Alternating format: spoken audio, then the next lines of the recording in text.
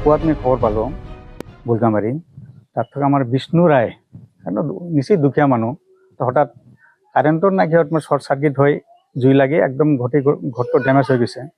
তাৰোপৰি ইয়াত মানে এটা ষ্টুডেণ্ট আছিল ক্লাছ 6ত পঢ়া, তাৰো মানে ডকুমেণ্টছবিলাক ডেমেজ হৈ গৈছে। এটা দুৰ্ভাগ্যজনক কথা আৰু কি। আৰু এতিয়া আমি পুৱাত গম পাই মানে আমি VCDC চেয়াৰমেন আৰু আমাৰ সতীৰ্থসকল আমি ইয়াত উপস্থিত হৈছোঁ। এতিয়া চাই লওঁ একদম বেয়াকৈ ডেমেজ হৈ গৈছে। যিটো মানে ইয়াতে আমি শুনিলোঁ আৰু কি 7 লাখ টকা ডেমেজ হোৱা বুলি মানে আনুমানিক কি কৰা হৈছে আৰু কি। এইটো আহ্বান জনাওঁ, যিহেতু ফেমিলিটো গৰীব ফেমিলি, দিন হাজিৰা খোৱা মানুহ, চৰকাৰৰ পৰা এইটো আহ্বান জনাওঁ যে ইয়াত এটা দৃষ্টি ৰাখি ইয়াত কিবা এটা সহায় যেন কৰে আৰু কি। এইটো আমি চৰকাৰৰ ওপৰত মানে আমি আহ্বান জনালোঁ।